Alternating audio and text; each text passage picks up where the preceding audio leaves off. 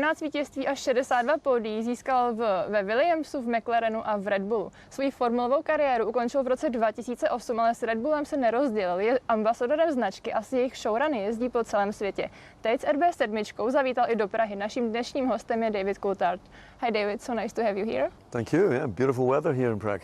I know it's not your first time here in Prague, so how many times have you been here? Oh, I've come a lot over the years.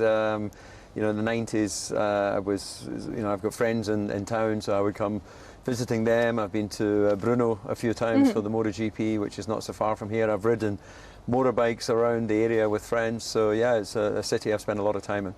And what's your favorite thing about the Czech Republic? Well, I think it's just the very nice atmosphere, isn't it? You know, it's a historical city, there's some beautiful architecture. Doing all that sort of touristy walking around Charles Bridge and you know, up to the hill behind and everything, and stopping in little beer shops and that, it's just normal life is what I enjoy here. And do you enjoy Czech beer? Yeah, of course. Yeah, I was saying to someone earlier, I'm British, so we drink a lot of beer, so the Czech beer is very nice. But you're here for the Red Bull showrun, so how is it to drive the RB7 in the streets of Prague? Well, I had the chance to go down to the area before coming here, and it looks like it's a nice street, good area there for us to, hopefully if the weather allows, we'll be able to do some nice demonstrations. So it's always fun to jump in a Grand Prix car and take the car to the city. Yeah. You don't have a Grand Prix circuit here for Formula One as yet, but you know, maybe in the future. And it's the car that Sebastian Vettel drove in 2011. So how does it feel to drive RB7 from the one you were driving while you were in Red Bull?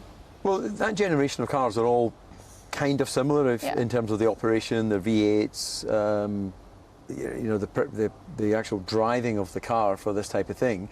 I actually wouldn't really be able to feel the difference between you know, RB1 through to RB7. You'd hear a difference because RB1 had a V10 engine in it, but for these type of events, you're not chasing the lap time, and it's when you chase the lap time that you really feel the difference.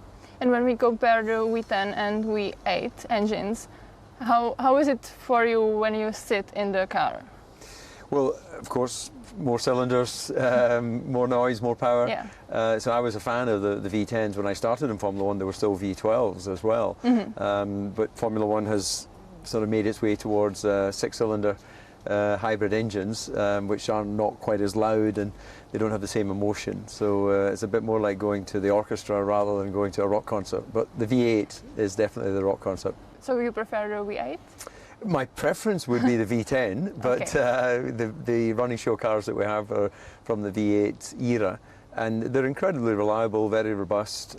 We've gone all over the world with the running show car. We've had them on dirt, we've had them on snow, we've had them on sand.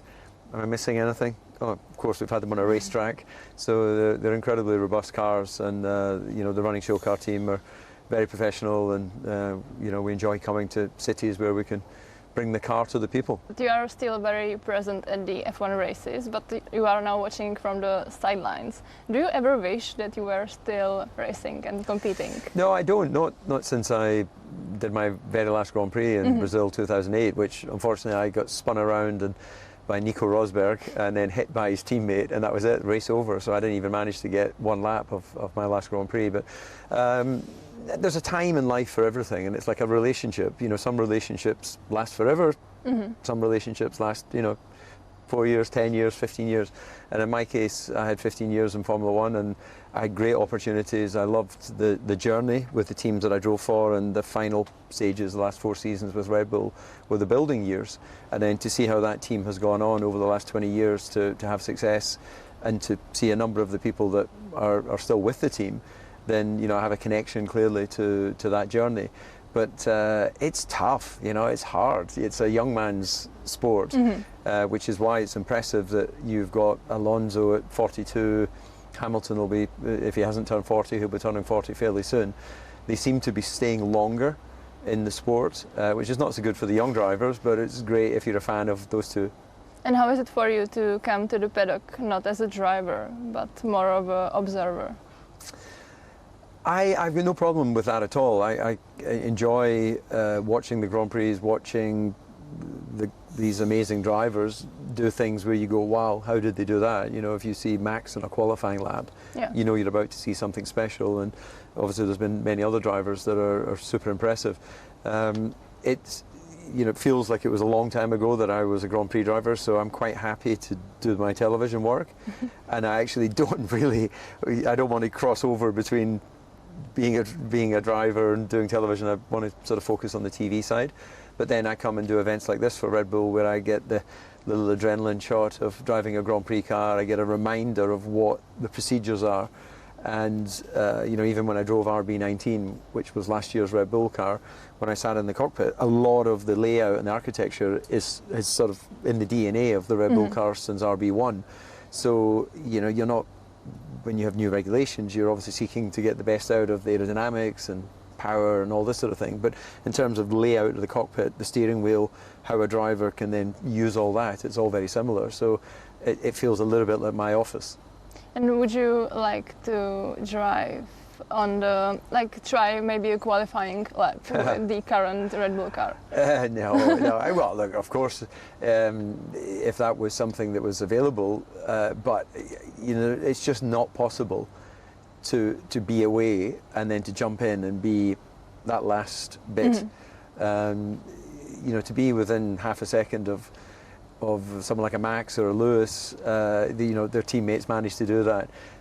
To be there, that's the bit that's the really, really challenging part. And I guess it's maybe like in, you know, sprinters, you know, to run 10 seconds probably isn't that difficult for them.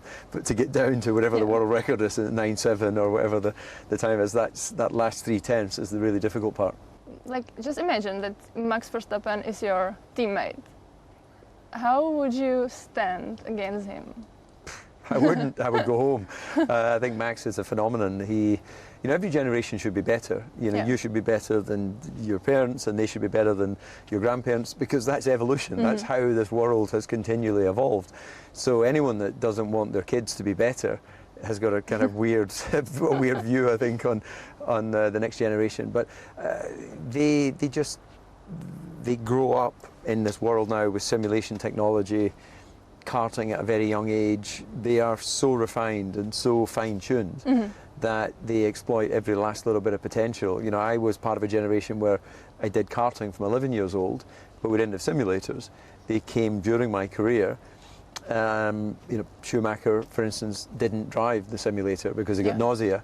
Didn't stop him winning championships. You know, Hamilton doesn't do a great deal in the simulator, and he's won 7 titles, where Max is someone that games at home for his own pleasure, and then obviously works with Red Bull in their simulator before going to the Grand Prix. So, yeah, you know, Max has moved things forward, and there'll be someone coming up through, maybe part of the Red Bull Junior program right now, who'll move the dial on a little bit further. Speaking about Max, he and the team have been dominating the last seasons, but the 2024 season is much more even. How do you enjoy, or what did you enjoy more, the season or like the domination?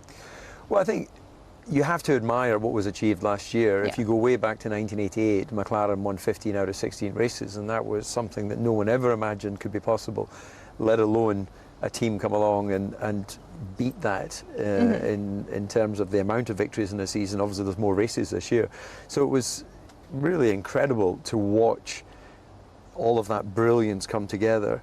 And the other teams were not slow, they just weren't quite as quick. And of course we're into, you know, multiple years of these regulations now, so certain people have moved around from Red Bull to other teams. You get the diminishing returns, and McLaren, Mercedes, Ferrari have all caught up, and that gap now is, you know, on some occasions Red Bull are not the fastest car in the race. But that said, Max is still leading the World Championship, they're still leading the Constructors, and if you're a Formula One fan, you want to see close racing. Max may be a bit more outspoken on the radio. At the end of the day, he didn't come up through his career winning everything. You know, as a driver, you still lose more than you win. That's just the statistics. You know, Hamilton's won over 100 Grand Prix, but he's entered almost 400 Grand Prix, I think. So, same with Schumacher. The win ratio is not, you know, more than 50%. So you have to accept that these moments of success are incredible and can be short-lived. But I think it's been a fantastic season of Formula One and something for everyone. Yeah, and we've seen 7 race winners. Yeah. But if you could pick one standout driver, who would you pick from this season? Oh, okay. Well, if we put the current world champion to one side, then probably the person that's introduced himself to the wider audience, I think, is Oscar Piastri. Mm-hmm. You know, he's been learning from Lando Norris. Lando's got a reasonable amount of experience now. So McLaren have taken a step forward. Yeah. Ferrari, I think, have probably been a little bit disappointed themselves and a little bit disappointing for the Ferrari fans this year. And Mercedes have pulled it back after what looked like another difficult start to the year. But it goes to show that, you know, success you've got to really savour when you have those moments. If you have multiple years of success, that's incredible. But history would suggest that no one ever dominates over a 10-year period. So you have to accept that, you know, competition will always be analysing every element of what you're doing and trying to copy in some places and trying to innovate in others. So, you know, I think that the fact you mentioned we've had 7 different winners, that's, I can't remember the last time we had that in Formula One. You probably have that stat in your mind, but it's pretty impressive. So you mentioned Oscar, so you see the biggest potential in him from the drivers that haven't won the title yet? Well, I think him, I think Lando, George, of course, has not won a title, but he's certainly matched up very well alongside Lewis Hamilton. You know, Max now is the benchmark. He's the person that they all have to beat. And with, along with Charles and obviously Carlos, who's now going to Williams, they're all of a similar age. They're all in that sort of mid 20s and just beyond. So this is a generation that will take us the next decade in Formula One. In the next decade, Hamilton will be retired, Alonso will be retired. You know, they'll be off doing whatever they're doing. But this generation, I think, are an incredible group of drivers. And right now, Max is the world champion. Another big news is Adrian Newey leaving Red Bull, but he himself mentioned that you were one of the people who you were one of the first to tell him to consider joining Red Bull. So how was it working with him at the start of Red Bull racing? Well, I'd worked with Adrian since I was test driver back at Williams in the early 90s, so I'd been part of his sort of engineering, design, hands-on approach to aerodynamics. He's very much a driver in his own mind, so he understands the vehicle dynamics, and then of course he has an amazing ability to work with his team to understand the regulations and find the loopholes. So when I went to McLaren, he joined the team there, and he was there of course when I joined Red Bull. So I really believed that Red Bull had the potential with the right level of investment. You know, Mr. Maricic was very clear that he was going to invest in the people to help bring the team forward. And for me, along with Christian, of course, Adrian was a key element in bringing that winning mentality together. And I think that what we should do is be celebrating the sort of 17 seasons or 18 years that he's been with the team. That's the longest he's been with any team. And it shows how sort of settled he was. But nothing lasts forever in sports, and it's time for either a long vacation or a new challenge for him. And for you personally, working with him, how is it? How is he at work? Because he seems like a magician, considering the cars he's designed. You know, he's very matter-of-fact in his approach, and you can explain in great detail what the car is doing on track, and he'll simply say to you, what is the thing that's costing you the most time?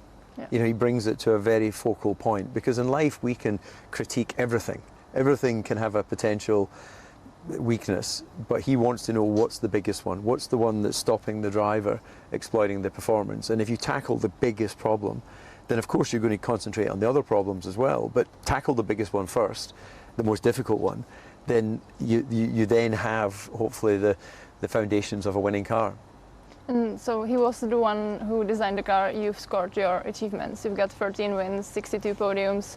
So what win is the closest to your heart?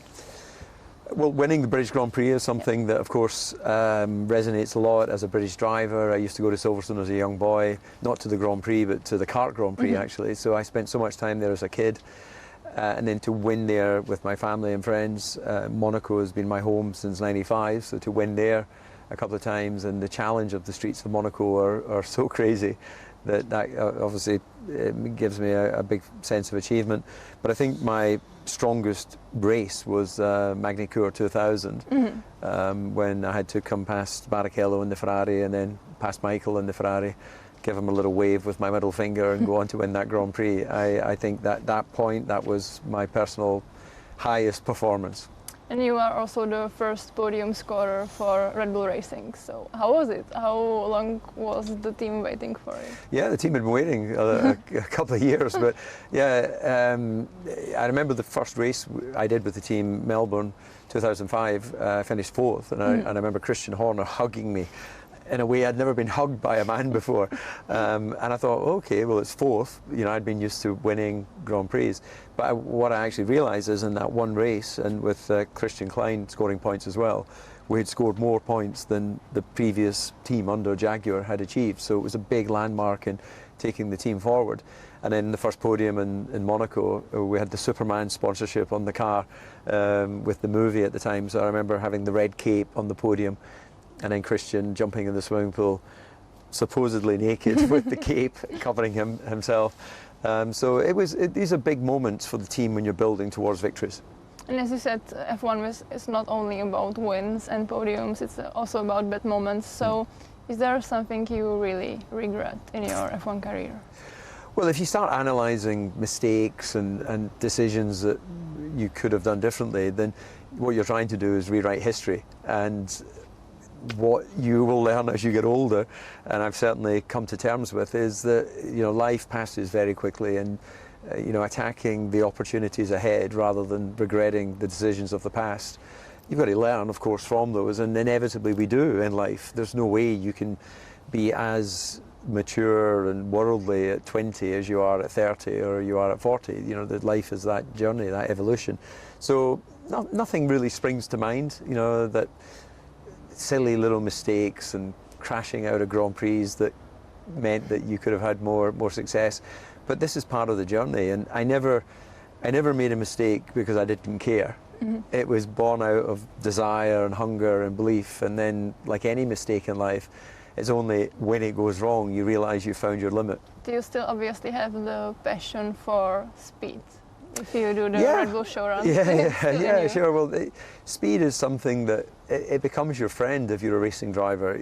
Anything below 100 miles an hour for me is a little bit like driving on the road. I don't find particularly interesting because you're limited to the speed of the regulations of that country. When you're on a racetrack, you drive to the speed that you want, and it's very freeing and it's very focusing of the mind. So yeah, I'm still drawn towards speed. Have you ever imagined that you are not a racing driver? Like, have you ever imagined what other profession would you go for? Yeah, well, our family business is transport. So we have a trucking company that was founded in 1916. So I actually always thought I would work in the family transport business. And then Formula One came and introduced itself to me. So I never really believed when I was racing karts when I was a teenager that I could progress to become a professional racer. But when I moved into cars, I seemed to be quite suited to that style of driving, and then suddenly it became a possibility. So, but I've just come from Scotland. I was there for a few days with my family, and it's still the same. It's a small village, it's countryside, and I feel good there, just walking around doing the things that I used to do as a kid. So, you don't have to be a Grand Prix driver to have a healthy and happy life, but I'm certainly happy that I was given that opportunity. And people really seem to enjoy your online presence on Instagram and on other platforms. Do you enjoy the interaction with fans online? I would be of that older generation that has some support and help with that, because I wouldn't say I'm a particularly creative person for thinking, how to engage or what would people. When I look at my year already, I've been to so many countries. I was flicking through photographs on the plane coming here, and if I look at my year, I've been all over the world already, and I've done some pretty cool things, a lot of which I haven't shared, because I've been so spoiled, excuse me, to live this life where I've been in, military jets and Formula One cars and meeting celebrities and all of this sort of thing, that in a way you kind of take that as your own reality. but sharing sometimes little insights to the things you get up to, I think for people who follow the sport, I think it's kind of fun for them. Because I was just scrolling on TikTok and there was this one video and it's you looking at a painting of Mika Häkkinen, and people seem to really love that. And it's a TikTok account run in your name, and majority of the comments were like, is this the real David Coulthard? Yeah. Or is it you? I'm not sure. I'm not sure. I think my son might have put me on TikTok. He's 15, so maybe he put me there. But Instagram is something that I'm a bit more engaged with than Twitter occasionally, or X as they call it now. Yeah. But when you mentioned Mika, he's married to a Czech lady, Markéta, and he's actually here at the moment. So he reached out to me to ask if he can come by with his kids to watch the event tomorrow. So we're going to have a celebrity guest coming to watch the Formula One car, which I think is kind of funny when you consider he was a Grand Prix driver and a two-time world champion. And it has to be quite different seeing your ex-teammates, but also ex-rivals in real life after F1. So yeah, I see a lot of Mika actually, because we live very close to each other in Monaco. That video on TikTok was in his summer house, and he's got a picture of himself above the fireplace, which I thought was really, you know, I've got some pictures of me in race cars, but in other rooms, not in the main room above the fireplace. It feels a little bit like, you know, an American house or something, or a royal family. But Mika has a good sense of humour, so he hasn't got it there to, in seriousness, celebrate himself. He's doing it tongue-in-cheek in a funny way. And how is it when you meet? Like, do you discuss F1 or your past together, or just life in general? Yeah, life in general mainly, but of course there'll be times where we reminisce about events in the past, and you know, we do some filming. We were in Lapland beginning of the year filming with snowmobiles, and so we're hanging out, you know, we're in the sauna, we're in the ice baths, and drinking beer and doing all the stuff that you do when you're hanging out with a buddy. But yeah, of course we talk about Formula One, the drivers, the challenges. And what's interesting for me is, you know, for Mika as well, we were so sort of focused when we were in our careers that it feels like it was someone else that was doing it, because today we're no longer competitive, and therefore, you know, we don't want to sort of race each other. We want to just enjoy each other's company, whereas when we were younger, we didn't want to enjoy each other's company, we just wanted to beat each other. And apart from Mika, who is closest to your heart from your ex-teammates? Well, I've been very lucky with teammates. I started out with Damon Hill, who I've got a lot of respect for. Damon's, you know, a bit more complex character, but a very interesting career when you look at his father being an ex-world champion as well. Damon won more than 20 Grand Prix, so a highly successful driver in his own right. You know, so I spent some social time with him. Mika, of course, I mentioned, is Monaco. Mark Webber, we get along very well. He was my last teammate in Formula One. But we did an event celebrating 20 years of Red Bull at Goodwood, and we had Christian Klein, Tony Uluzzi, Robert Dornbos, guys that I've been teammates with as well. The one that I probably have the least to do with is Kimi Räikkönen, because Kimi is he's a funny guy and all the rest of it, but he's very Finnish. He's very Finnish and he's very quiet. But I follow what he's doing with his son. His son's coming up through karting, Robin. He seems to be doing very well, so I'm sure we'll be seeing him in cars in the future. So it seems like once you are an F1 driver or like part of the F1 world, you just can't escape it, it seems like. Yeah, some of the guys go off and do other things, but they always come back at some point. You know, an example of that would be Eddie Irvine, who was at Ferrari and Jordan, and he's made a life for himself in America, but he still pops up at the odd Grand Prix, and you know, he can relate to being a Grand Prix driver who won Grand Prix, but he's just developed his business in a different way. Okay, so maybe my last question, and I want just one name and one team from you. So who do you think will win the world title, driver and constructors? Well, it's going to be Max Verstappen in Red Bull, and even though it's getting tight, even though it's getting close, he's earned the lead of this World Championship, and it will take a very consistent single winner to overcome him, and the moment we have multiple different winners.